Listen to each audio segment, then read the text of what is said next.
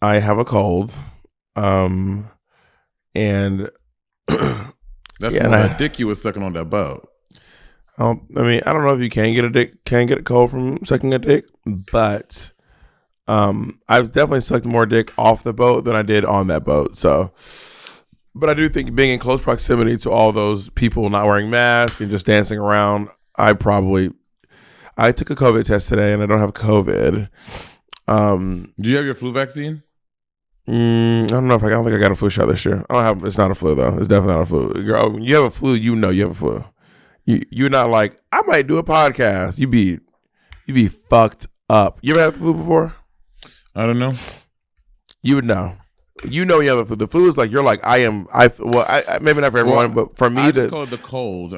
Maybe I've had the flu, but I just feel like, oh, you have a cold. No, the 2 times I've had the flu, you are like, I am fucked. Did you get tested? Did you go to the doctor and they told you had the flu? No, I just knew I had the flu. Oh, but you don't know. It's probably just a cold. No, colds don't do that. Colds and flus are not the same thing. They're like, the levels of severity are extremely different.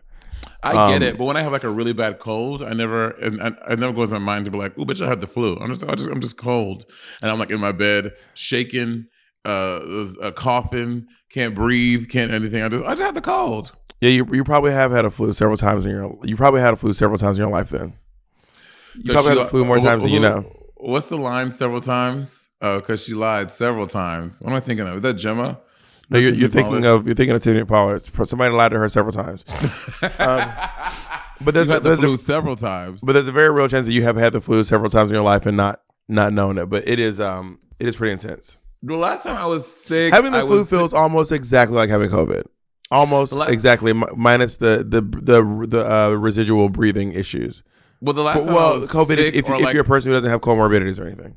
The last time I had like COVID-like sickness was when I had COVID in April 2020. I haven't been like sick since then. Like a little like, and a little, but not like sick, like in from bed. When you're doing like cocaine? It wasn't cocaine. Why did you do that? It was crushed up crack. Oh, nice. Yeah. But yeah, I mean, when I first got COVID, I was like, oh my God, I think I have the flu. It can't be COVID because this feels like the flu. And then I was like, oh no. So anyway, I have a cold. And cold ass bitch. I'm almost positive that I do not have the flu because I'm still pretty active and I'm like I've done like 2 podcasts that I did. By the way, for those of you who would like to get a chance to listen to me and Peppermint's new podcast, Town Hall, a Black Queer Podcast, I really encourage you to go over and give it a shot and even leave it a review, if you will. A Black Queer Podcast. Yeah, Town Hall, a Black Queer Podcast. It's called Town Hall.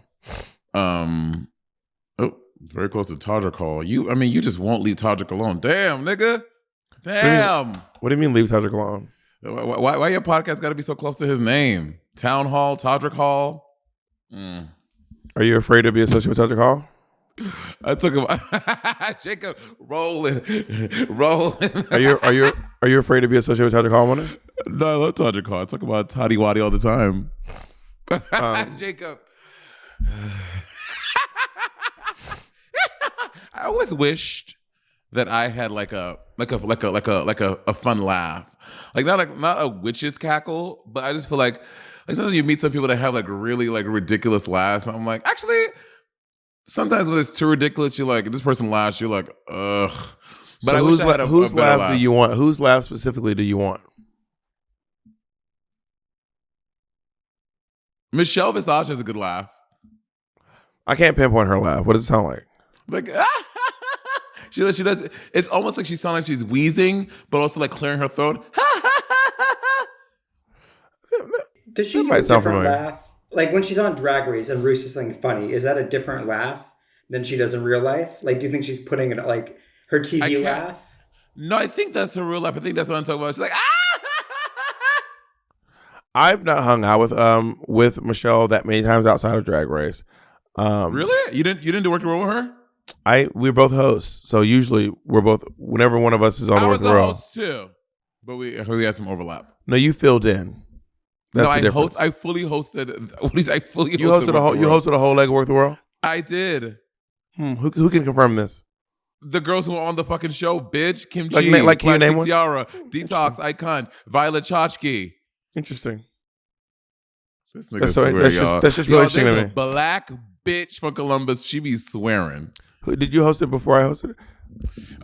I didn't know. I'm just wondering. Can you answer the question? I hosted when I think I filled in before you were a host, bitch. So know that. You think that's true? Like that. You think that's true? That's black like that. I can promise you that's absolutely false information. In my skin, cozy. You know that's not true though, right? I filled in for. You did not. I'm telling you, you did not. Hold on. I filled in for Shangela in 2017, in spring 2017. I filled in for Shangela. When did you host the Work the World? 2016. 16. You never allegedly. Let me make one thing clear, Monet. You've never done anything before me, ever once in your life. I did. I canceled a tour for Madonna before you, bitch. So the doors are motherfucking open. You say thank you, please. First of all, you got say thank you. Let's be clear. You got fired from a tour. No, I canceled that tour, bitch. I walked off that motherfucking because we still have tour bus. Do we need to read Marion Peters' message? Do we need to read the message? I walked off that motherfucking tour, bitch, for Madonna. Do we need to read? Thank you, Macaroni Exchange, for the doors I have open. Let me show you what I did. The doors. I did this for you, bitch. This is what I did for you. I hope she gets locked out. I really hope she gets locked out. Go out. I hope the door locks behind her. I really hope the door locks behind her. That'd be so delicious if the door locked behind her. Breaking news from the Haters Roast. Yesterday, Monet X Change arrived in Denver to appear on our show. Sometime during the afternoon, we were told she received a phone call from Madonna with an offer to be in an upcoming music video. Monet asked MP if it would be. Monet begged on her hands and knees if it would be okay. Would it be okay, Mr. Marion Peter, to leave the tour after the offer? We said no. So I canceled my rest of my appearances on that motherfucking tour. No. I'm not done. We said no because it was too short notice to replace her on the Haters. Just hours before the show, she was to start. Just hours before the show started, without telling anyone, including the other queens on the Denver show, Monet left the venue and flew to LA to accept Madonna's offer. Therefore, we have decided that Monet will no longer be on any upcoming Haters Roast tours. She later returned and begged us if she could be on our tour, and we said no. Completely lying. She later begged on her hands and knees. She offered to slob on my knob like corn on the cob, and we said no. And bitch, do your job. For a fact, that motherfucker. Also, fucking Bob the drag queen. If you begged, it's okay. Thank you. You better say thank you for the doors I have opened so that you could one day get a gig with Madonna. You say thank you, Monet Exchange. You say I am grateful. I am thankful for the doors that you opened for me, Bob the drag queen. Monet, you're fucking welcome. If you begged, just say you begged. Let's move on. You're welcome. Speaking of things that I've done before Monet Exchange, you're welcome. Wait, sorry. When did you win Drag Race? I won Drag Race in 2016. And Monet, when were you Miss Gay Caribbean? I was in 2015, honey. Okay, I was Miss Sobriety in like 2013. Yeah, against Boo Boo the Fool. Bitch, I was competing against actual literal legends. Who? You're competing. First of all, half the girls weren't even Caribbean. Jasmine Rice. Who else? Not that year. Who didn't she win Miss Caribbean? We had legendary queens in the Miss Caribbean pageant from all over the United States, from different Caribbean nations and countries represented. Honey. And speaking of other things that I've done before you, the doors I've opened. Sibling Rivalry is nominated for a GLAAD Award. Can you put your phone on silent while we're recording? Wait, hold on. I have to tell, babe, we're doing a podcast. Can I call you back? Oh my God. Andy? He's breaking up with you. Andy, we're doing a podcast. Bob can hear you. Don't say anything shady. He found a man on the bike ride. He's breaking up with you. Okay. I'm just showing you cool shit. Okay, I'll call you when I'm done. Okay. Wow. I moved in with my boyfriend. Me and my boyfriend moved in together before you. Anyway, like I've been trying to say, speaking of things that I did before you were ever even a vision in anyone's mind, when you were a twinkle in Honey Davenport's eye, Sibling Rivalry is nominated for a GLAAD Award, of which I've won 2. No, let's be clear. Shangela won those awards, honey. We all know Shangela won those awards when we're here. The Dancing with the Stars queen, honey. Okay? Shangela. My two GLAAD awards have my name on them. Because Shangela graciously, and we all know the tea in the industry, Shangela allowed them to put your name on there. Unless, I don't want to spill that tea. Y'all not ready for that tea. We not. You know what? I'm sorry. I didn't mean to bring that up. And now Sibling Rivalry is nominated for an award. The podcast I came up with. Bitch, the podcast that I graciously agreed to do with you. The coattails that you've been riding on for the past. I graciously agreed to do with you. The coattails are coattailing, Your Honor. Because we all know you waited till I was on RuPaul's Drag Race to start this podcast, honey. When you had the clout of Monet Exchange, honey. The branding, the doll, the diva, the queen. Well, I'm not gonna lie, it constantly tickles me because you're giving London Lux Noir. Oh, why? Because I don't have my hat on. I look like Lil Bill. No, because you're delusional. And we are up against some real giants in the field of podcasting. Wait! Before we get into the topic, can I tell you something? Damn, can I talk about my life, nigga? Damn. What? First of all, fix your motherfucking attitude. I know you sick. I need you to come in here with fucking bells and whistles on, excited. I've not seen you for a week and a half. Okay, so fix your motherfucking. You know what? If you want bells and whistles, go to your failing podcast, Ebony and Ivory. Go to your failing podcast, Ebony and Ivory, and she'll be happy. Honey. No, what am I feeling? You mean thriving? We have more ratings than fucking a Todrick Hall, a Black Todrick Queer Hall podcast. It's called Town Hall, a Black Queer podcast. Same thing. We only got one episode out so far. Yeah. What was I gonna tell you? Oh, when was the last time you were on? This past Friday. Interesting. All right, go ahead. Tell me more. I am in one of your places that you tell everyone that you used to live, that you used to frequent. I'm in Minneapolis, Minnesota. And it is so cold. Now, I'm going to be very honest. I know this might sound ignorant, whatever, but outside of like the coast, like the West Coast and the East Coast, I know the general geography of America in the middle, but a lot of it I don't like. In my mind, Minnesota was down by where like fucking was in the same like I thought Minnesota was under Chicago. No, if this is America, if this is New York, Minnesota's like up in this area. Minnesota is higher than New York. Yeah, but if this, it's all one. America's like this. That's New York. Minnesota's like right up. It's right up against Canada. It's right up against Canada. Yeah, and it is cold. I didn't realize how fucking cold it is. I mean, New York is also against Canada too. So I mean, yeah, right by Toronto. But it is so cold here. What's the Niagara Falls is where New York connects. It probably connects in a lot of places, but I know one of the places where New York connects to Canada is Niagara Falls, Niagara Falls, Niagara Falls. But the temperature this weekend the high was -2 degrees. Yeah, girl. When I lived there, it is it gets the coldest I ever saw was actually in Bismarck, North Dakota. Did you ever do the wind chill factor?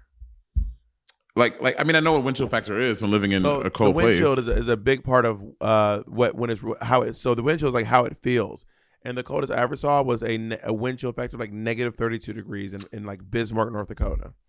That is crazy. It was literally colder in the walk-in freezer at the Applebee's than it was warmer in the walk-in freezer at the Applebee's than it was outside.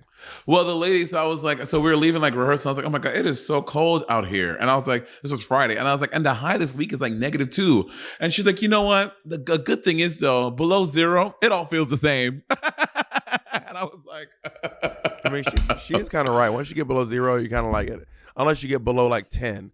Below 10 gets really, really intense. I think below 10 is when you can throw the hot water in the air and it'll vaporize instantly. It might be more than -2. Cool. But it is, yeah.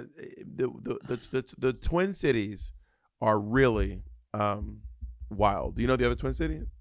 Of course, St. Paul. My homie St. Paul. That's where I used to live actually, South St. Paul. Oh my God, tell me your address. I'll go out there. If you tell me your address, I will make a Patreon exclusive where I'm going to your old address and be like, y'all know Bob. Well, there are a bunch of actors. Well, Christopher Caldwell. They didn't call me that. No one, only my mom calls me that. That was when I lived in. What, bitch? Before you were called, what did you tell people your name was? Because you don't like your first name. I told people my name Caldwell since I was in like 11th grade. Oh, really? Yeah, I've been going by Caldwell since like 2002, 2003. Oh, interesting. Okay, I thought this was like in the past like decade or so. Oh, let's take a break, and I'll tell you about my middle name because you never care about my motherfucking name. Let me take a fucking break. Jacob, cut the tape. Welcome back, Monet Jigaboo Exchange. You better Caldwell Bojangles Delmar.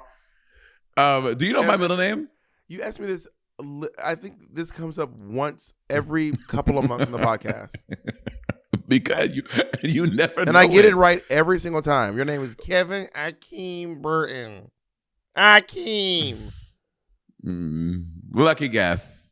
We know your name, bitch. You've asked me this 19 times. Oh my God. You dumb bitch.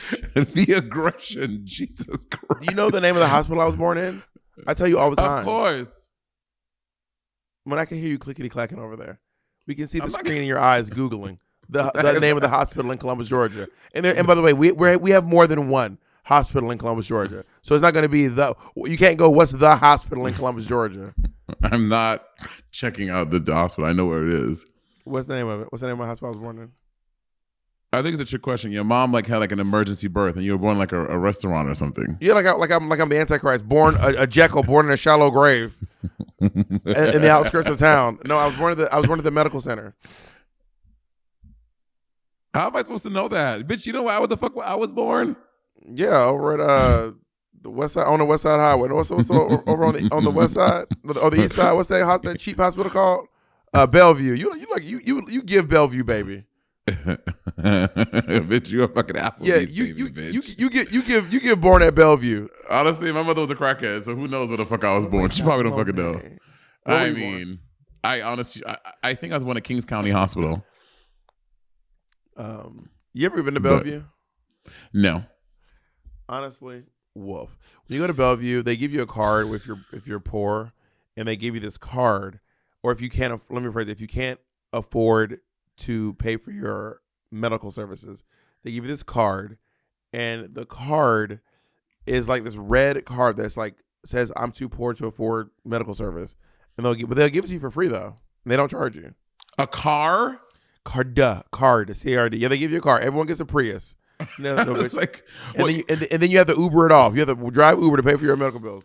You would be born in Atlanta. Atlanta is where they caught them damn TikTok nurses doing the ick. So I'm like, my ick, you know what my ick is? When you come and you in labor and your baby daddy in the home talking about where she at. That's my ick. You would be from there. I wasn't born in Atlanta. I was born in Columbus, Georgia at the medical center. Same thing. You know what we mean when we say that. Please. The Monet, that's literally like me being like, you would be born in Rochester.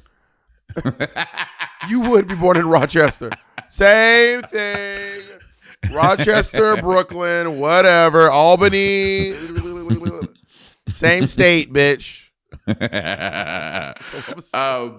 Okay, Bob, we're nominated for a GLAAD Media Award for Civil Rivalry Podcast. How does that feel to you? Jacob, can you get my GLAAD Award? I feel like if we get it, now this is going to be the one where we try to win a GLAAD Award. I feel like if we put a GLAAD Award in the frame and we talk about the GLAAD Awards a lot, then we can get ourselves a GLAAD Media Award. Let's see who we're nominated up against. Patty, can you bring my GLAAD Award? Because I walk with mine too. We're nominated up against The Bald and the Beautiful. We're nominated up against In the Deep, Stories That Shape Us, Las Culturistas, Life Out Loud, the LZ Granderson. I actually with LZ Granderson, I've actually been on this podcast. So if that one wins, then I'm gonna say I won another one. Do I, baby? I was on Las Culturistas, which I helped a lot of these podcasts get where they're going. Let's say that. Pridecast, The Interesting, Yas Jesus, in Translash podcast with Amara Jones. Do you remember Amara La Negra, the beautiful? Yeah, from Love and Hip Hop, Orlando or Miami or Miami. Tampa, she kind of just like disappeared on social. I used to follow her on social media, and I don't see her post anymore. Did she block me? What did you do? You probably kept stealing her looks. She probably got sick of you stealing her looks every time. How did I steal? Because I noticed that you started wearing the little afro, the curly afro after she started wearing the curly afro. Do you want to acknowledge that? Oh no, she's still here. Because she did DM me and asked that if you would please stop. Do you wish that you spoke another language? Oh yeah, I do often. Me too. When you have kids, would you put them? I know Andy and I are taking a Spanish class. Like an actual like class. We have to like homework and stuff like that. What language do you wish you spoke? I would go with Spanish. Living in New York City for all those years, Spanish would have been nice. And then living in LA, same. There's a lot of Spanish speakers and a lot of Puerto Ricans, Dominicans, Cubans in New York, and a lot of Mexicans in LA, and people who just speak Spanish in general. And it'd be nice to be able to speak. I think Spanish might be the second most spoken language in America. No. Oh, in America. But not in the world, I'd say no. Okay, here's a question. Do you want to do, there is this thing, Bob. You can do it's like a 3-week intensive immersion thing, and you like leave speaking like good Spanish. Do you want to do that? It costs like, I don't know how much it costs, but basically we would be immersed. We would go like live in like Mexico City for like 3 weeks. The program is just moved to Mexico. No, we have a program. we drop you off in Peru, and then you come out speaking Spanish. No, they put you it's like a whole thing. It's not just dropping you off there. It's like a whole thing. I don't know that I have time to do that, but I will say when I went to visit Mexico last Christmas, I did come out speaking better Spanish because some of Ezra's family members would only speak to me in Spanish. Because I think I don't know if they only spoke Spanish or, I would speak to them in English and they would understand it and they would speak to me in Spanish and I'd be like, so then I started speaking in Spanish and I took 4 years of Spanish. And how long you were there for? What, a week? About a week, yeah. Just about a week ago. Okay, back to the GLAAD Media Award. So this is the one where we try to win a GLAAD Media Award. How do you think we go about winning this award? I mean, we're nominated. There's not much we can do from this point. I think it's like a People's Choice Award. If we do a little bit of everything that everyone else is doing in their shows, then we will be all of the shows combined in one, and therefore they will have no choice but to give us a GLAAD Media Award. I'm also nominated for We're Here as well, so I'm nominated twice this year, honey. I'm with also, it. Monet, also the iconic fight from last year. The Queerties, we got nominated again. Wait, we had a fight last year? The Queerties. You don't remember the Queerties, Monet? I remember us going, but we had a fight with somebody. No, we didn't have a fight. Everyone's like, yo, your sister. What sister? Oh no. When you and I, honestly, guys, you have to get to GLAAD Awards. This is, if you're not looking at the video, this is honestly kind of iconic. Wait, what fight? When you were like, Bob, we should go to the Queerties, and I was like, I don't want to go to the Queerties. Oh God! So Monet, do you want to go to the Queerties with me this year? Do you want to go to the Queerties with me? Am I in town? What day is it? I don't know. Monet, just answer the question. Do you want to go to the Queerties with me? Yes or no? If I'm in town, sure, but I'm like literally with home me, like together, holding hands the whole night. No, absolutely not. After last year, I'm not doing that to myself. Let's not go anywhere. No. Let's not do the GLAAD Awards. Yeah, let's not do anything together then. In fact, let's scrap the podcast. Honestly, Jacob, cut it. You need to cut it. Let's close the Patreon. Close it up, and let's give back everything I've ever done for you. And let's give back everything. So you're starting with your career. Starting with your career, tour, because I gave you that tour. I need you to quit drag. Okay, cut the tour. I need you to quit your style. Never try to do it. Never try to do it. Never try to do stand up again because you've only been trying the whole time. I need you to quit the makeup you've been doing because you've only gotten better because of me. Wow, Layla McQueen. What was that? Emmy award-winning makeup artist. Anyway, we should start with The Bald and the Beautiful. I think So how much do you know about The Bald? How much do you know about The Bald and the Beautiful? I've been a guest on that one too. I've been a guest on that one. I've been a guest on 1, 2, 3, 4, 3 of these podcasts. Honestly, at this point, they owe us the GLAAD Awards. Not the glam. But I've been a guest on The Bald and the Beautiful, and it's like Church and Katya talk about like stories and stuff. All right, but we have to be white. Yeah. Okay. I'll be. I think I'm the Kata. You the Trixie. Well, first of all, Trixie has I'm the kookier one. Well, first of all, you have to have a bit of an accent. Trixie has a little bit of an accent. What the fuck are you talking about? Not that? No, Trixie has a little bit of an accent. Maybe it's not that thick, but Trixie goes like, "Hi, it's me, Trixie Mattel. Well, we have Got Meek. Got Meek this week is going on to Got Meek has won another challenge."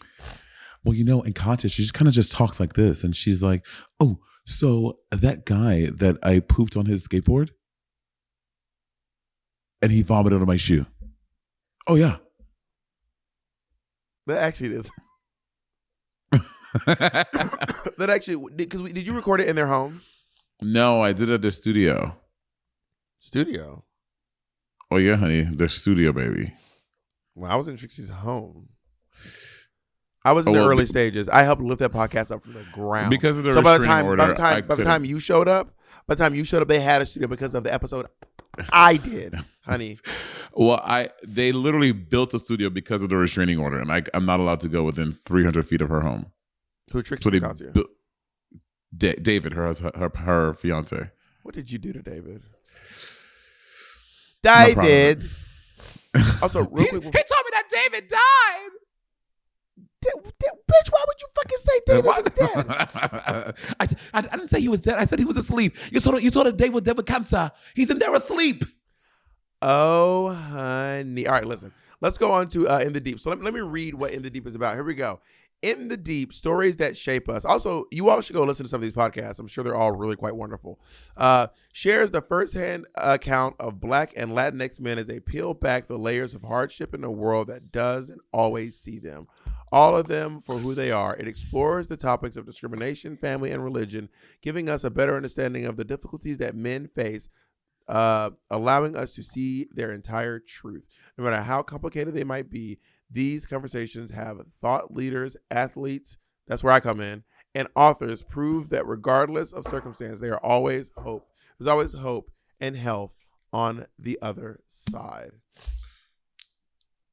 Are you like, of all the men in your family, are you like in the middle? Are you like one of the youngers, one of the olders? Like not of your uncles, but like of your generation, like your aunts and whatever's and uncles' children. I'm one of the older ones. My brother's probably the oldest. Well, no, that's not true. Like Nadia, yeah, I'm like in the lower middle because it's Nadia, Sean, Ayola, myself. So yeah, I guess I'm the youngest one actually of that generation. I've never asked you this before, but is Sean? Did you ask me or ask me? Someone said this: when you correct people, no one likes you. When you correct people's grammar, no one likes you. Anyway,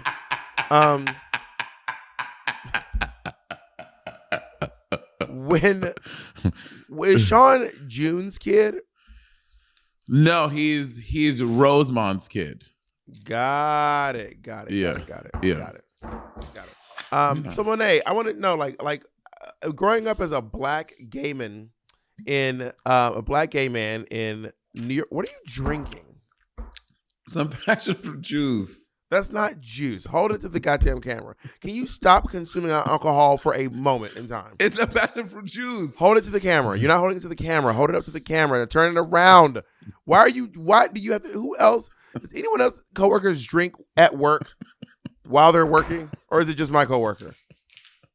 You choose the weirdest. Since you want to speak Spanish, bitch, thank going up and going to. Does anyone else have a coworker who insists on drinking during work hours?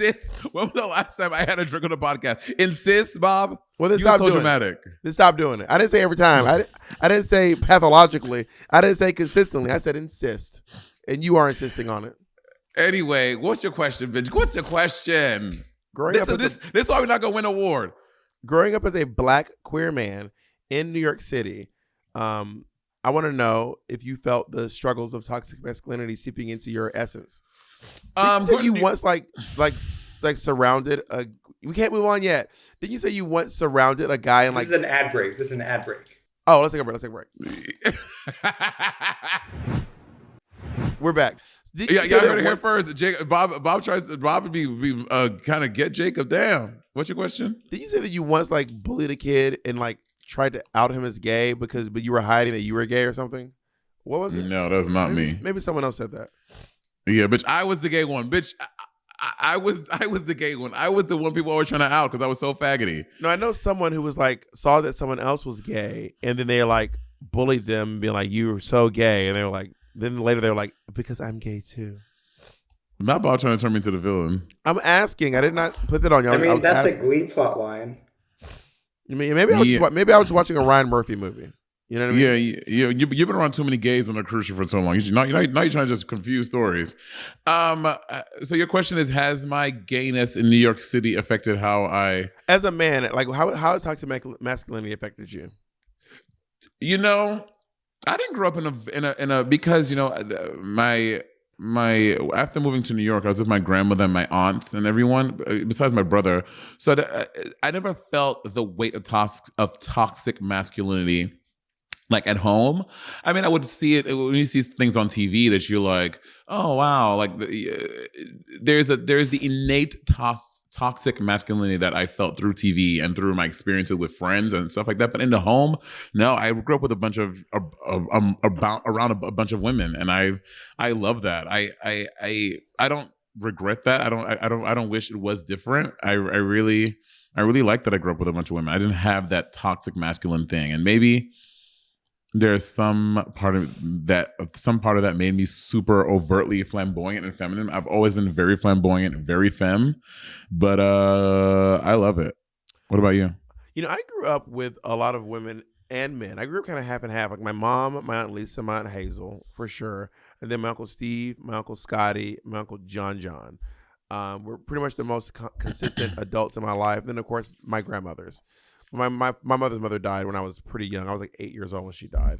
Mm-hmm. And my father's mother lived until I was in college. So I guess there was slightly more. Actually, then my father's sisters, my aunt Stacy, my aunt Tracy, my aunt Faye, my aunt Chrissy. A lot of women. It's like 13 women and like 3 guys.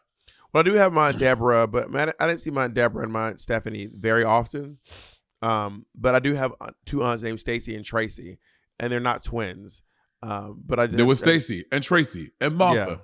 Yeah, there was Stacy and Tracy, Faye and Hazel, Lisa. Well, my Lisa's name is actually Felicia, but we call her Lisa. Mm-hmm. Her nickname is Lisa. So you know, toxic masculinity has had some effects on me, not necessarily from my own toxic masculinity, but just being feminine and like clearly gay, and people just like, you know, it's one thing when you're told that you're gay before you really have a second to reconcile that. What do you think? I feel like I always knew. Like I think I hear what you're saying about reconcile, but I think the earliest times like I like identified as gay, like in my brain, never saying it out loud. I feel like I was like 7 years old, and I was like, "Bitch, you gay," and I was like, you know what I mean? Like in my brain, I was like, "This is what you are," and I loved it. I remember having crushes on boys and stuff, but I had never really taken the word gay because I don't think I really knew what it meant. Like I didn't really know what that word meant, but I remember getting called gay. So I remember knowing that I liked boys before I associated myself with the word gay, for sure. Got it. Because I would get called gay, but kids didn't really break down what gay meant. They would just say gay and then kind of move on. They would be like, "You're gay," which means I believe that you have a sexual attraction to other guys.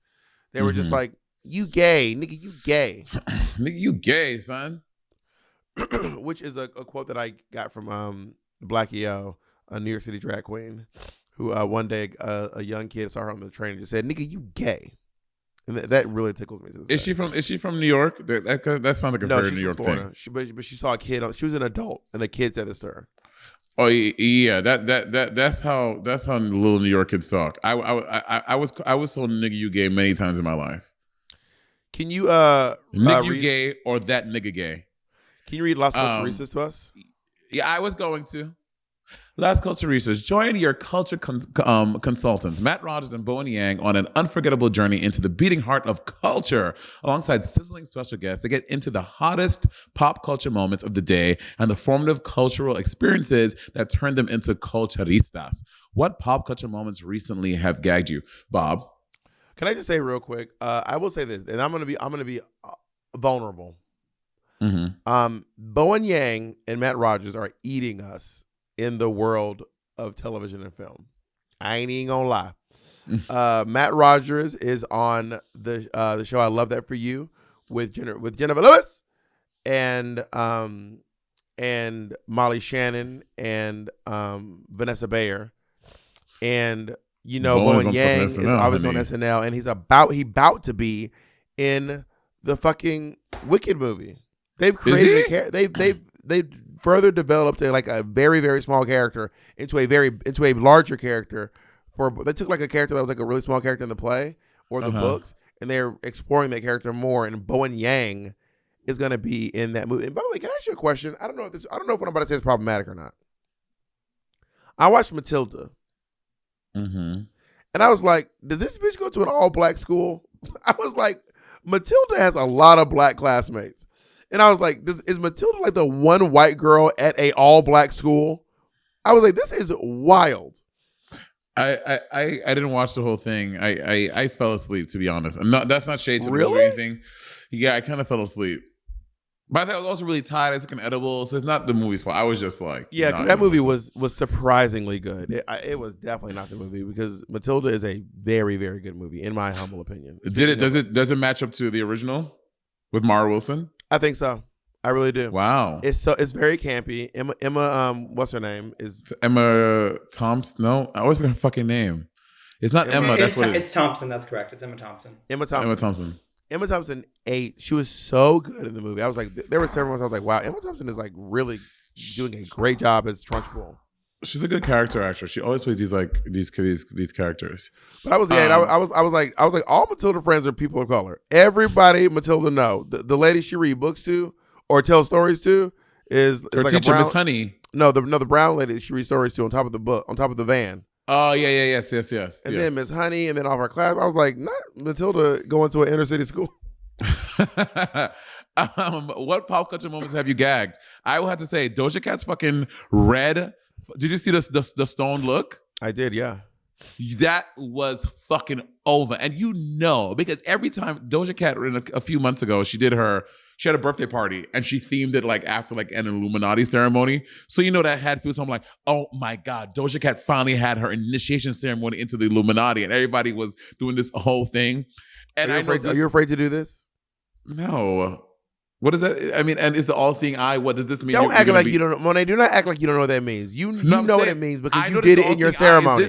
Because you did it in your ceremony when you joined. Oh, now you're like, oh, what is? I've never heard of this. Monet, you and I had our ceremony literally the exact same day. I'm the one who I actually did mine 2 minutes before you guys do everything before you. We're not allowed to say that. And I recommended you. We're not allowed to say that. And we're not. Monet, we're not recording. We're not recording. Yes, we are. Please edit that out. That's not supposed to be in this. Oh my God.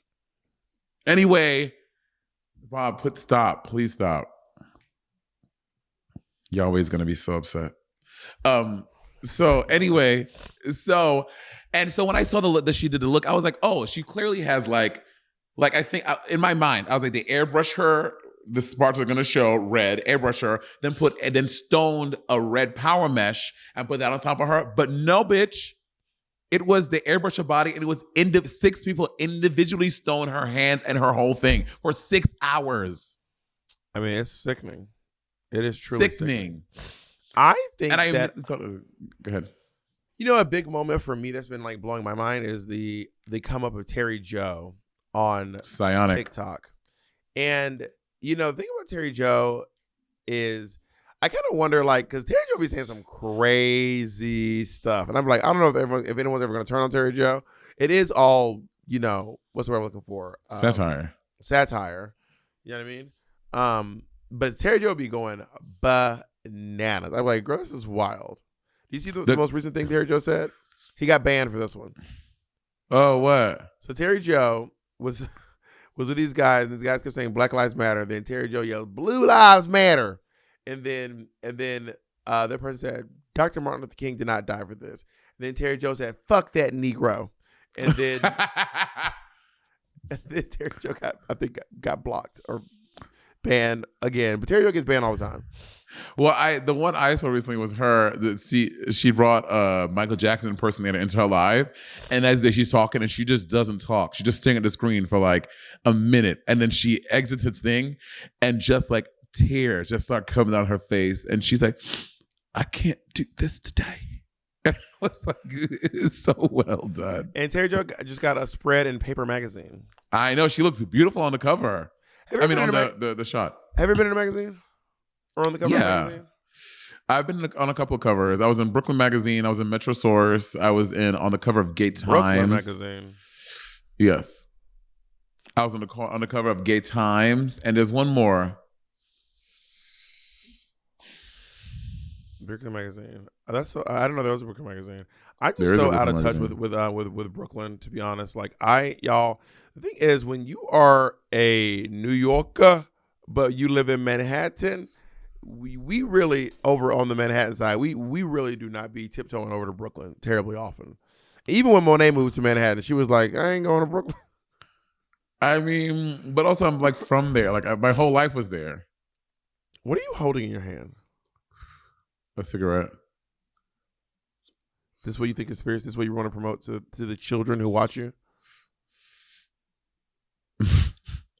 This is what you want to promote to the children who watch you? I just do this to like relieve stress. Me and Monet were doing this photo shoot in the UK one time. Monet found some guy, or was it just Patty? I don't know who did it. It was Patty. Me and Monet were dressed up, and we were like, let's go take photos in the streets of London. And Monet was like, I want to smoke a cigarette. And I was like, but you don't smoke cigarettes. She goes, no, but it'll look fierce. It'll just look fierce. So we're in these photos. And it did. Monet's just fake smoking, you know.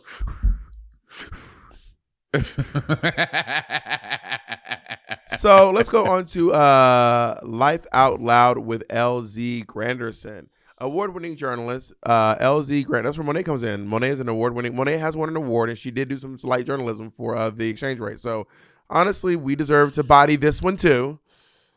Award-winning journalist LZ Granderson draws from his own lived experience as a gay black father to host thought-provoking, poignant, and engaging conversations with some of the most influential and inspirational people in the LGBT community. Maybe do an interview where one of you pretends to be a historical figure. So, why don't you? Since it's about interviewing someone iconic in the queer community, you should interview me.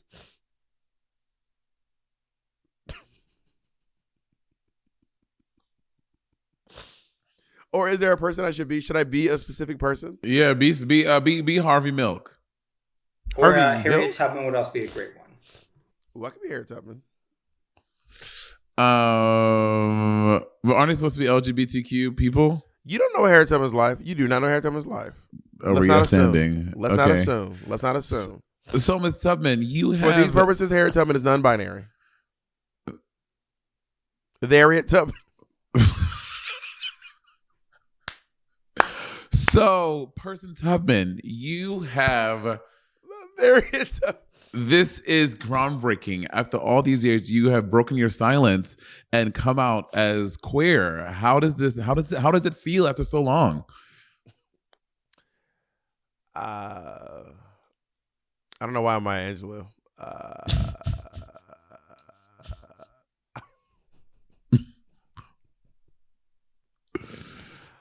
I know. I mean, it's probably impossible to get words out at this point. I mean, for over 250 years, you're finally breaking your silence. Yeah, well, I don't know how good you are at math, but I did not die 250 years ago. I died in the early 1900s. But I understand that math is quite difficult for young people nowadays. And it does feel quite nice to break my silence on my queerness. Okay. What are your thoughts on some of the, some of the major hurdles that we've had to tackle as the queer community? Don't ask, don't tell. How do you feel about queer civil rights? Well, don't ask, don't tell is quite interesting. As you know, I was the first woman to ever lead a military mission. Oh, adjusting your breast. Sorry, this seems a little inappropriate, but we love you, Ms. Tubman. So, I mean, Person Tubman. Harriet Tubman. So clearly, I do believe that. I do believe. Why is Harriet Tubman talking? I don't know. So clearly, you're about to do your Bernie Sanders for Harriet. Oh, that's an absolutely brilliant idea. As Harriet Tubman, I do actually believe that queer people deserve to have an opportunity to serve in the military at the same rate as their straight counterparts.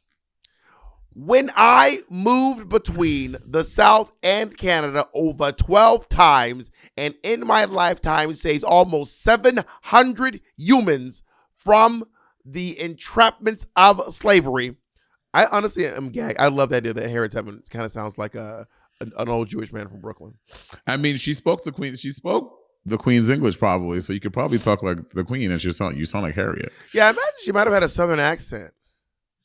I mean, she spoke in broken English. It was pretty well documented that she spoke in broken, or like just English. Like it wasn't like she didn't usually speak grammatically correctly, which is pretty common for enslaved people at the time.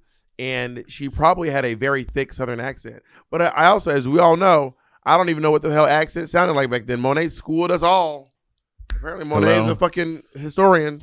Hello. Let's go into Pridecast. Bill Nye, the history guy over here. Pridecast. Jonathan Bennett, a.k.a. Aaron Samuels from Mean Girls, has added another a.k.a. to his name as host of your new favorite podcast, Pridecast. Pridecast encompasses the inspiration of LGBTQIA plus communities as it shares impactful stories to inform, educate, and inspire through personal storytelling based on real-life experiences from trailblazers. Talk about your time filming Mean Girls and why your footage was cut. Well, first I have to find out which one Jonathan Bennett was. This is a bit where you need to pretend that you were filming Mean Girls to relate to that thing. So it's a bit saying that you actually were meant to be in Mean Girls. Oh, Jonathan Bennett was the crush, and Jonathan Bennett recently came out as gay. No, he's been gay for like the past 7-8 years. Ben done been gay. Some people been gay. Some people he was gay when he was born, Monet. Wow. No, he definitely was not. This just happened. This just in. He's talking about the dicks. This just in. I'm kidding. So, Bobby, I was supposed to be Mean Girls, and they cut my motherfucking scene. Well, Jonathan Bennett, I'm not gonna lie. You kind of sound like you're doing a black accent. I have to be honest. Not. This is my real accent. This is how I talk. But they try to whitewash me in Mean Girls. I'm black and white. My mother is third generation black. Third generation. Now, Jonathan, where are you from? Where are you born? I was born in Ecuador, but my mom is from Trinidad and my dad is from St. Paul, Minneapolis. Oh, because Wikipedia got it all. They said Ohio. I know. It's crazy. This is again more whitewashing my heritage and where my people are from. Power to the people. Well, I am so sorry to everyone in Rossford, Ohio. You no longer to claim the icon. Now, I want to know, are the rumors true that there was an unseen fight between you and Danielle Franzese? Okay, I don't know how this got out. This is kind of crazy. It's stayed buried for almost 20 years now. Yeah, but yeah, there was a fight with Danielle and I on set. And what was it over?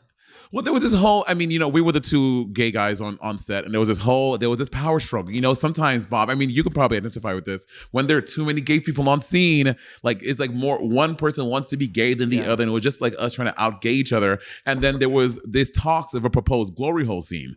And I felt very uncomfortable with that because, I was still in the closet. Not many people knew I was gay. And I didn't want to do the glory hole scene, but Daniel wanted to do it. And I said, I can't let this motherfucker. He insists. But here's the tricky part.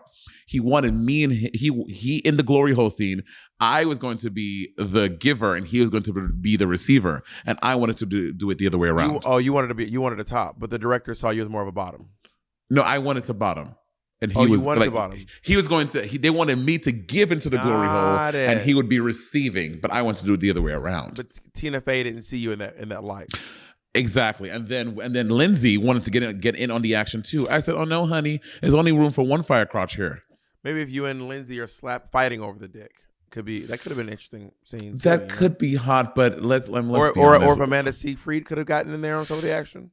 Lindsay's dick is way bigger than mine, so that wouldn't have been no competition. You know what I'm saying, Bob? That's nice. And the last question that I want to ask you is, do you have any upcoming projects that you really want to promote?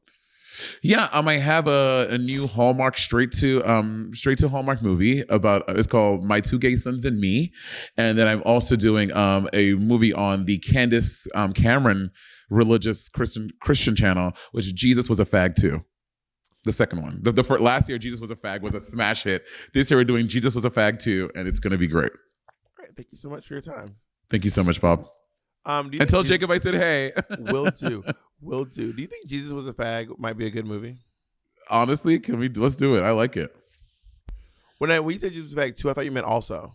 I know, I said it too, but in improv, I was like, well, that's a great one. Let's do Jesus Was a Fag. Jesus Was a Fag too. Well, that's how think of your feet, Bob. I think of your feet. Well, that's how they did Coming to America.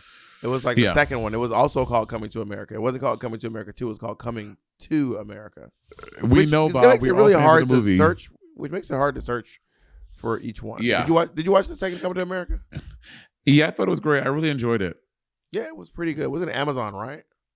It was on Amazon. Yeah. Leslie Jones played the new kids, like Eddie Murphy's woman that he hooked up with. Jermaine Fowler played the son, who was my drag child on Celebrity Drag Race, and lost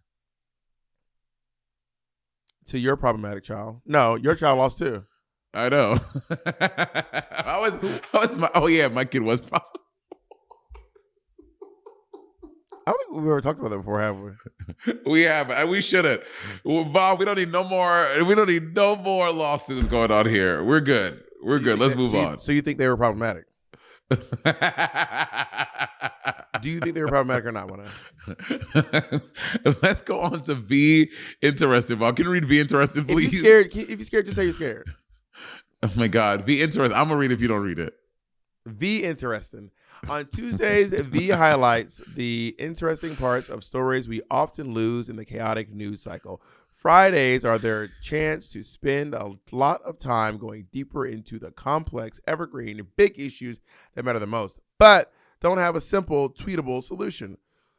Part explainer, part thought starter show, V's goal is to make you the most well-informed and interesting person in the room, honey.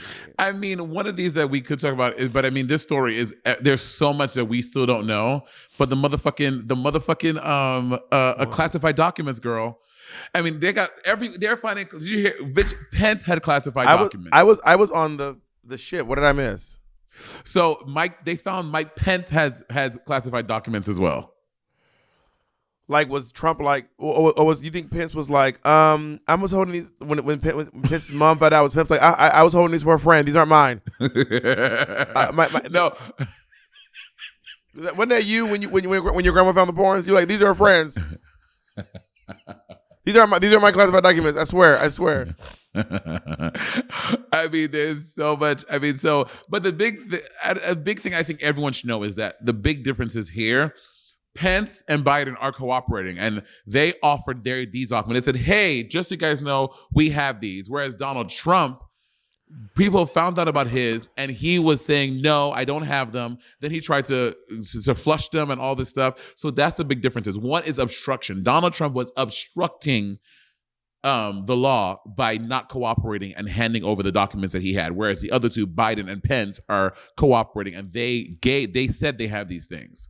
Pence is gonna write a tell-all, like one day, because Pence knows he's too not. Much. Pence, he's super religious. All, Pence and Trump don't fuck with each other anymore at all. I know. And one day, Pence is also, out. But Pence is like super religious, Bob. He's like one of those like he. And doesn't the Lord say shine a light? Doesn't the Lord say don't hide your talent under a bushel?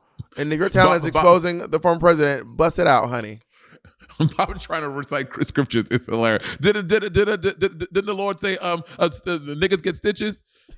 Niggas get stitches? Didn't the Lord say if act up, niggas get smacked up? And Donald Trump was acting up. And I think it's time to get smacked it up, honey. But no, that is absolutely banana. I'm telling you right now, I was saying, like, I remember when Arnold Schwarzenegger got elected as the governor.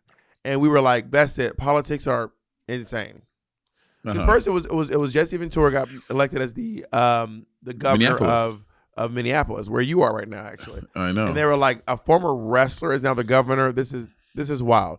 And then California said, "Hold my beer. We're going to elect Arnold Schwarzenegger." Arnold Schwarzenegger became the governor. And we were like, that's it. And then the United States, then the Washington, D.C. said, "Bitch, hold my keg. We're going to elect Donald fucking T.R. Ump." Oh. And I think that I really feel like electing Jesse Ventura was like the beginning of the circuit, the true circus of identity politics and celebrityism in the field of politics. That's why I am taking Kanye West's presidential bid very seriously, and we got to squash this immediately. Well, people aren't taking Donald Trump seriously. They're like, "Oh, there's no way he's going to do it again." I'm like, are people dumb? This is exactly what we thought last time. People's like, "Carl, he got the nomination, but he's not going to win." I'm like, take this motherfucker seriously. Don't think because he doesn't have as many fans as before, and like it's just like he's not going to get it. I'm like, we need to treat this motherfucker serious. He can win again. Like that should be everyone's reality, that he can win again. I agree with you. Donald Trump will lie, cheat, steal, and flush his way to a victory if he needs to. Girl. He will say anything he needs to say, anything he needs to do to get back in that fucking White House. Because it makes him feel like he's invincible, because he knows that it's ironic that one day he might get locked up when he kept trying to get everyone to lock up Lil Mama. Well, you know who they just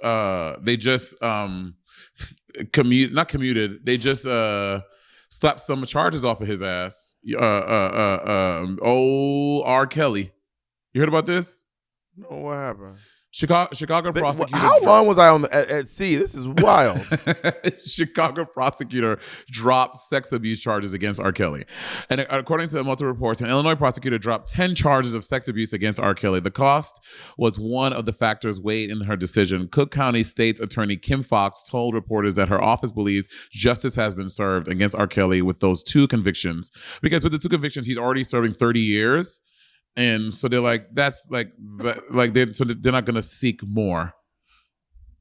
Probably because it probably just costs more money to pursue the rest of the case. Like, even if the case are out there, you still have to try them, and they're probably like, well, he's old enough that he's probably not. How old is R. Kelly? He's 56. In 30 years, in the middle of this motherfucker gonna be 86. I don't think most people live to their 80s. I don't think most people live that long. Yeah. Could you imagine? I mean, dying in jail. Ooh, but you know what? Bitch, nigga, you did what you did. So pay the piper. Ironically. Yas Jesus. Yas Jesus is a faith and sexuality. Oh, Bob's triggered. Is a faith and sexuality affirming comedy podcast that believes you don't have to pick between gay and God. Each week, actor and comedian Daniel Francesi and his former televangelist bestie Azaria Southworth meet to yassify your faith. Talk about your relationship with religion and suggest some things the church can do to drag it up and make it more appealing. I mean, y'all know plenty about me and Bob's experience in religion. I'll give you like a really fast version. I grew up in the church. I had a confirmation. I grew up Methodist. But in high school, I joined a group called Songs of Solomon, and it was a religious group, and we would doing an all religious rap group called Methodist Man?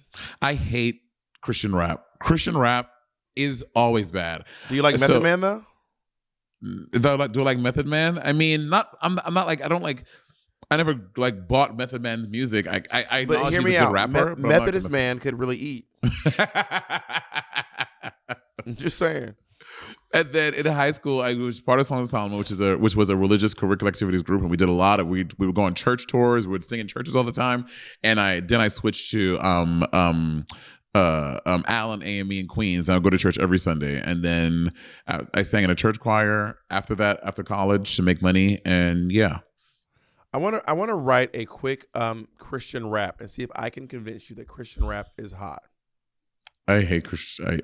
I never like Christian rap. It's never good. I'm asking if I can write a Christian rap, and maybe I will convince you that Christian rap is actually where it's at. Maybe, but even the best one, there's Lecrae. Everyone's boasts about, and I'm not saying Lecrae is bad. I just don't like hearing Christian rap. Lecrae is like award winning. We're gonna take a short break. For you all, it won't be a break at all. I'm gonna be back in like 3 seconds for you all. But I'm gonna write a few verses of a Christian rap and do them for Monet Exchange. And I am back. Monet's over there rapping money. You know when they got their little head bobbing, she'd be like,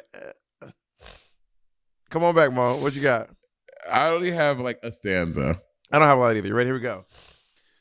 For God so loved the world that he gave his son. So yes, it's giving. You can be the redemption one. Don't you hide and don't act meek. And if he slaps your face, turn the other cheek. Clap your hands if you want to be heaven sent. And it only costs 10%. So don't be so proud to be gay. Say when you see your father on the judgment day, it's going to be a holy reunion. If I'm drinking wine, it's at the communion. You know yourself and you know your worth. Remember, on the first day, God created the heaven and earth.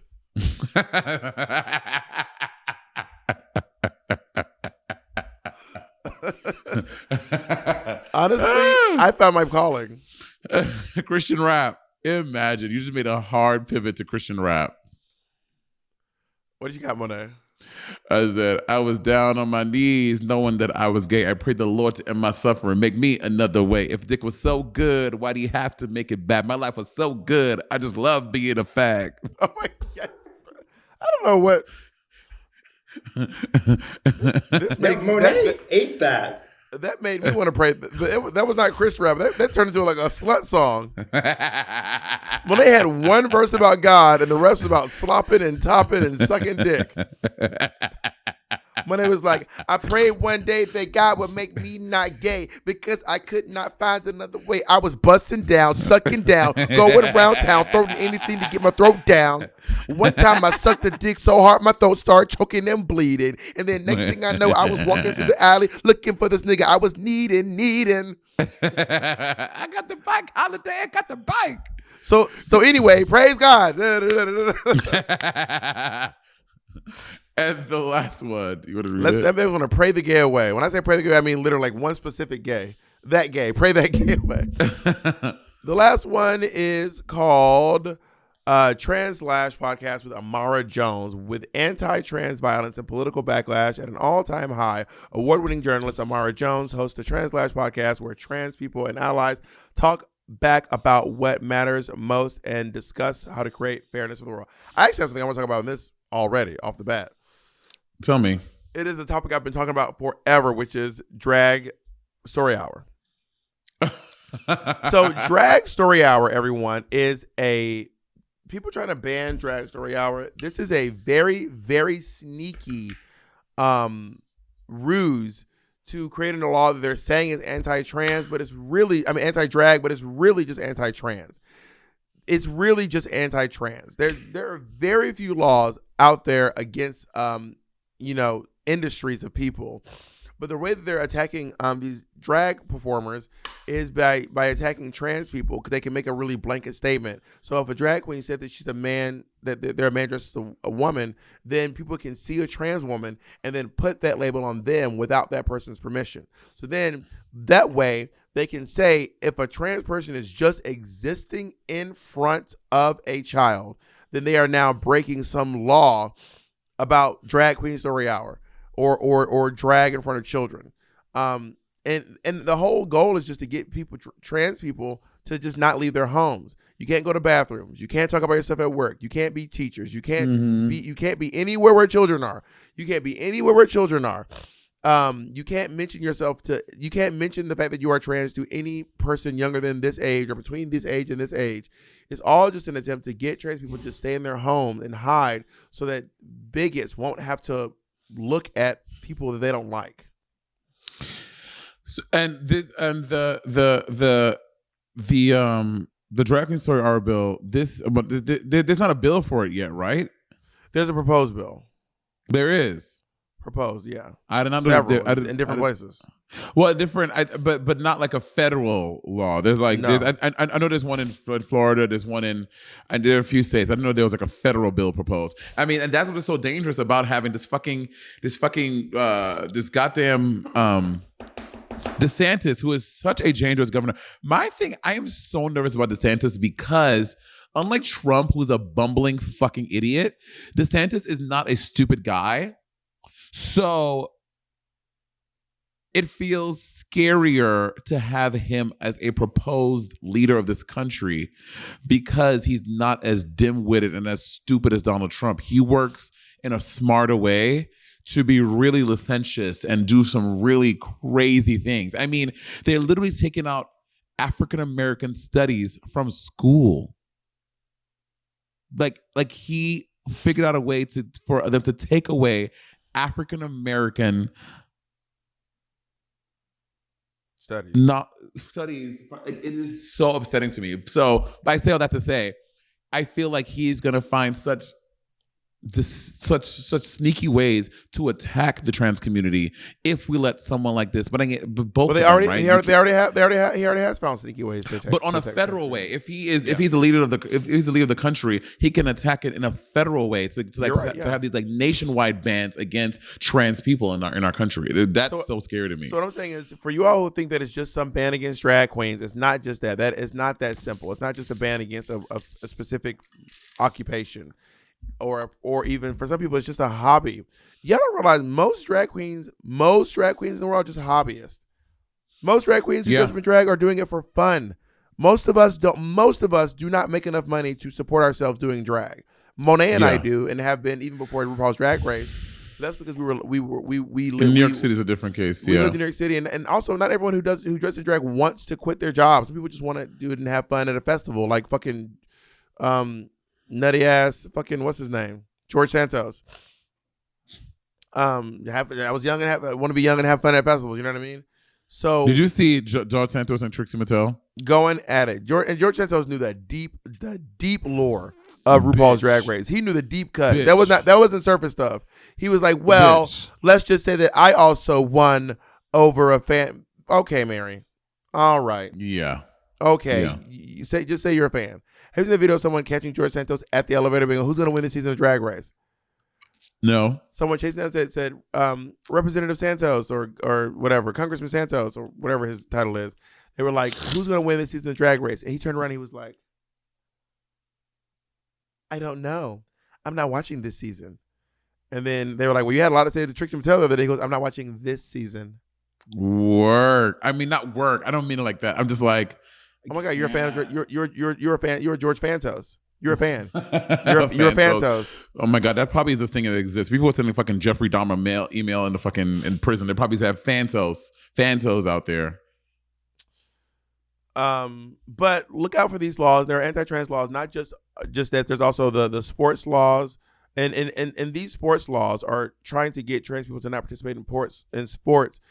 And you all need to know this too. When one of these laws is happening, it is literally in some of these communities targeting just one person.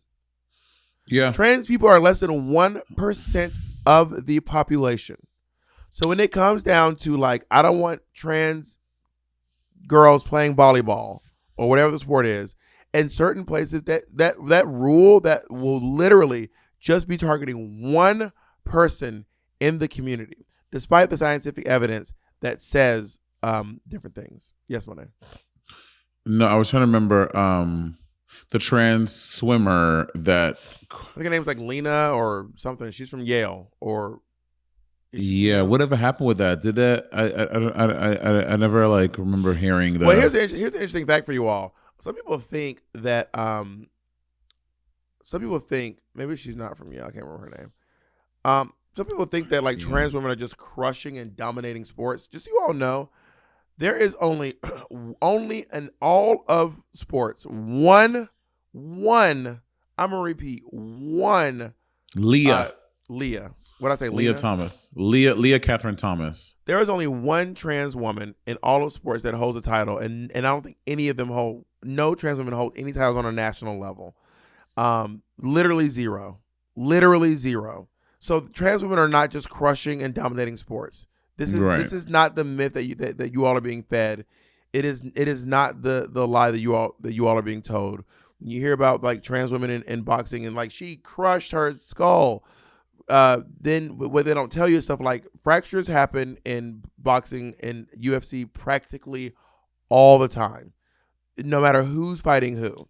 But they'll take this isolated incident from this one thing and make it seem like, well, there's just a man beating up women.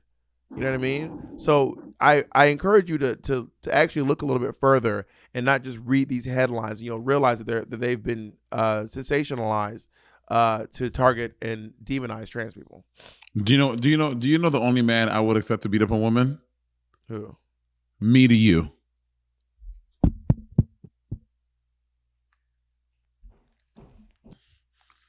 That's the man that's gonna beat up a woman. You're ridiculous. Monet, talk to this GLAAD award. Monet, if you could say something to Monet Exchange, what would you say to young GLAAD award? To future GLAAD award?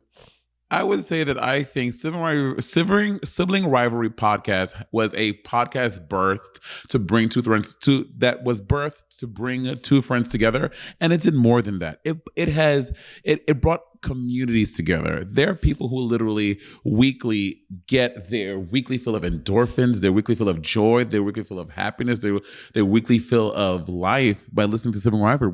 We have brought this to hundreds of thousands of people. We do it for hundreds of thousands of people a week. And Sibling Rivalry is unique in the way that we can take any topic, the most mundane to the most interesting topics, and make them a fucking moment. We make them fierce. Bitch, that's your assistant. All right, Monet, ask me why we should win and not the other girls. Why should we win? Who should go home and why? Bob, why should Sibling Rivalry win above the other podcasts? All right, I want our producers to put some copyright-free music behind this impassioned speech. Sibling Rivalry is not just a podcast. Sibling Rivalry is a movement. My best friend and I have been working on this podcast for over 5 years. We are the longest running RuPaul's Drag Race related podcast, the only one that's still running. We've been in the game for a very long time, and we have not just reviewing some drag race here and there.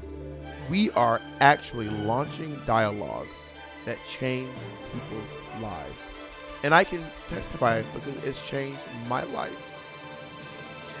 personally. Did that sell it? Do you think that was Did it that was it? That was it. I think edit that last part out, but yeah, that was really good. No, you can keep the part where I'm saying, do you think that sold it? I think that's funny. Yeah. And then the last thing I have, just before we go, I have a couple members of the board, the GLAAD board of directors. I'm just gonna state with some names that we can just say nice compliments about them. Okay. So the first one is Monet and I are not above buttering up you all. We will. Monet said earlier she would not. I will. I will butter my bread. Is Peppermint? I believe she's on the board. Can we say some nice things about Peppermint? Peppermint, formerly known as Peppermint Gummy Bear, is a frequent player on the Sibling Rivalry podcast, and we think that she is. And let me not speak for we. I think she is probably one of the most talented, probably one of the fiercest board members of the GLAAD media people. Peppermint is a literal icon. Peppermint is the first openly trans person to originate a role in a Broadway show. Peppermint is an icon in the New York City drag scene. Peppermint is a trailblazer on RuPaul's Drag Race. And Season 9 is absolutely stunning. And Pep, you've been on this podcast, so make sure you vote for us because honestly, if we win, you're basically winning too. Yeah. We'll have you on. If Peppermint, if we win, Bob and I will have you on the episode post-win. And we will give you your flowers, as we do every time you're here. Who's up next, Jacob? Yeah, next we have Meghan McCain. Meghan McCain. Meghan McCain joined the GLAAD board of directors in 2014. Would you like to say anything nice about her, Monet? Meghan McCain is a former pundit on The View. Is part of the GLAAD Media Awards because of her work for the LGBTQIA plus community. And you know what? The Sibling Rivalry is part of the LGBTQIA plus community. And I think she wants to further her work in this community by uplifting this Black podcast with two Black people. Meghan, I want to reach out to you, Meghan, and I want to say, listen, whatever you and Monet had going on, that's between y'all. Whatever reason you're not following her, that's between y'all.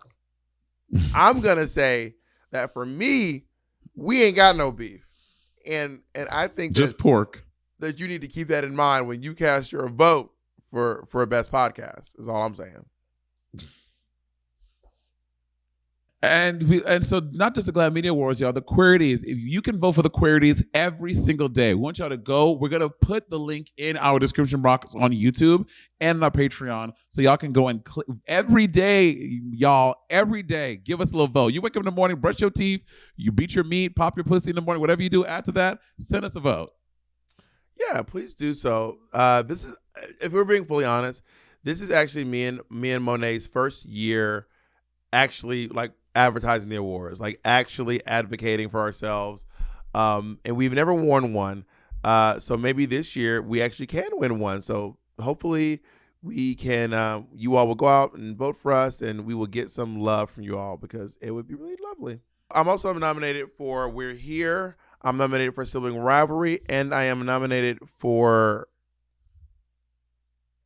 and Best Music Video with Ocean Kelly and Araya Bassett. So I've been nominated for 3 Queerities and 2 GLAAD Awards. And also, also Ocean Kelly is nominated for Best New Artist. And I really, really want y'all to make sure Miss Thing wins that. Oh my God, who's Ocean Kelly up against? Let's see, Best New Artist. Hold on, give me 1 second. Queer Righties. Is it next big thing or is it New Artist? New Artist, new music, breakthrough musical. Musical. What? Ocean Kelly is nominated against. Here we have her. Okay, give me 1 second. Doechii. Wow. Okay, work. Madison Rose, Sam Williams, Gia Woods, Z Machine, Omar Apollo, Omar Rudbark. Okay, 2 Omars. Chappelle Roan and Miss Laguna Blue. You know, I said what I said. I'm Ocean Kelly. You got this, boo. You got this. Well, so confirmed. Bob hates Doechii. All right, y'all. Hi, my name's Doechii with 2 eyes. This has been a great podcast, Bob. I have to just leave. Let you don't go say now. Anything. Just leave. Just leave. Stop talking and Let's leave. let you go. Stop and, flapping your gums and leave. Hang I up the phone and leave. Don't say goodbye to me. Just leave. Get a better disposition. Goodbye. Just go. I hope that you can get go. a better fucking attitude. No need to say anything. And y'all see talking this and nigga go. was he stopped being sick, Hang up right? the phone and go. This nigga was putting on the whole time. This nigga was not sick. Yeah. And before we go to the healthy. podcast, I'm gonna go jog a mile. This Healthy as a nigga horse. was lying. Jog. Hang up. Lying. Hang up. Who wore Lying. hoodies first? Who wore hoodies first? I literally can prove that I wore a hoodie before you ever wore a hoodie. But I would say one thing you were bald first. You ate that. You ate the hairball game, honey.